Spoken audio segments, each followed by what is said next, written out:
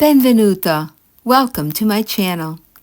Still continuing to speak of his vision for the laity, and in particular women, in the Church, Don Dolindo gives a beautiful descriptive term for those who work alongside the priest for the good of souls and the glory of God's kingdom. Such a worker, a collaborator in the ministerial priesthood, Don Dolindo calls a saintly soul. In the passage below, we hear an exquisite definition of what the saintly soul does and how the saintly soul lives out its mystical priesthood. In a letter to one of his spiritual daughters, Don Dolindo writes, "A priesthood of love and zeal. What can this phrase mean? It seems to me that this specifically means putting the following into practice. Esteem God above all things.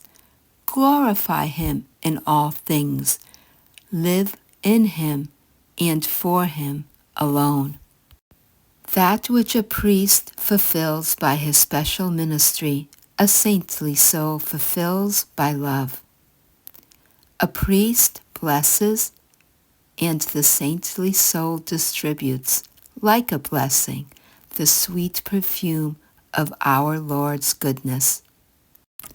The priest consecrates, and Jesus descends upon the altar. The saintly soul welcomes him, inviting him to descend on everything she does.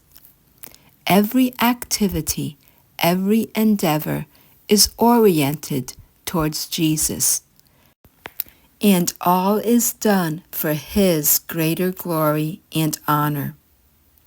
In this way, Jesus will be found in everything, as Saint Francis of Assisi found him in everything, even in the specter of death.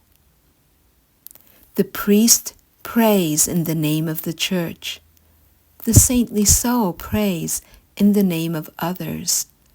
Her prayer is not just a personal appeal, not just a personal outpouring, but rather a voice that implores mercy, that begs for heavenly dew to fall upon all souls. It is a sublime mission to help others so that in them too the good Jesus may be born. The priest absolves from sin. The saintly soul acts as his nurse by preparing the spiritually sick, praying, encouraging, and urging the invalid to bring his miseries to the divine physician. In the name of God, the priest utters the words of life, while the saintly soul gathers from all the flowers blooming in the fields the loveliest ones, those with the sweetest perfume, to share with others. The priest is the gardener. The saintly soul is the florist who transforms the dismal corners of a room into flowering spaces filled with blossoms emitting the sweetest fragrances, so as to attract those souls who long for the sweet serenity of fields in full bloom. The priest is the artist who works through his ministerial office. The saintly soul is the amateur who labors with holy enthusiasm. The amateur's art may be less precise and weaker. Nonetheless, it can be equally as effective in working for the glory of God.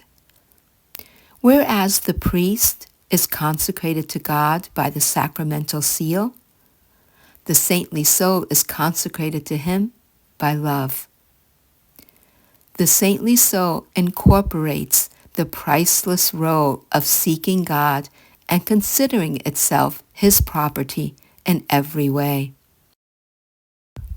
Honored by his people, the priest also represents his people, for his lofty spiritual wealth enables him to become everything to everyone, so that he may lead everyone to Jesus Christ. The saintly soul, in renouncing even spiritual consolations, becomes vital and dynamic. The saintly soul knows her faith in order to defend it, knows the good, and strives to make it loved. The saintly soul seeks the bounty of the Lord, that it may be valued and prized by others. The saintly soul trembles in holy fear at the sight of souls separated from God, and does all in its power to lead them back to God. The saintly soul fortifies her conscience and becomes, in a sense, a real sacrament emerging from love. To seek God and to glorify him in everything, to perceive him in everything, and to make him known to others. This, then, is the essence of the mystical priesthood of love. To sense God's presence everywhere, to reflect on him without preconceived notions or obstacles, to seek God with the confidence of a child who knows he is deeply loved by his Father.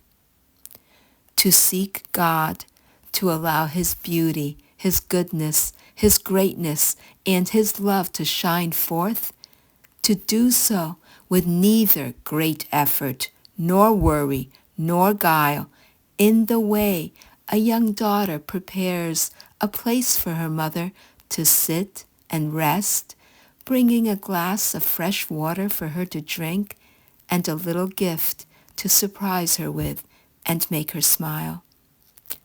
Look up at the sky. The immensity of space will make you say to God, "How great thou art." In everything you do, make sure to gather something for God. This way, his most holy name will resound throughout your whole life, and all your labor for him will be within the mystical priesthood of love.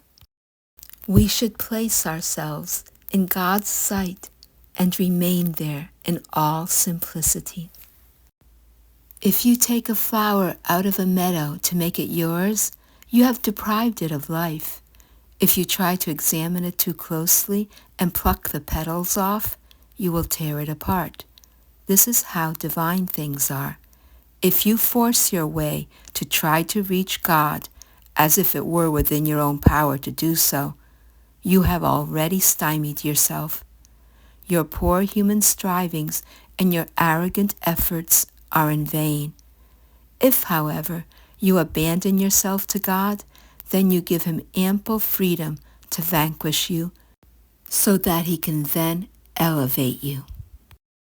Thank you for watching and listening. What do you think of this concept of the saintly soul? What resonates with you? Share your thoughts in the comments section.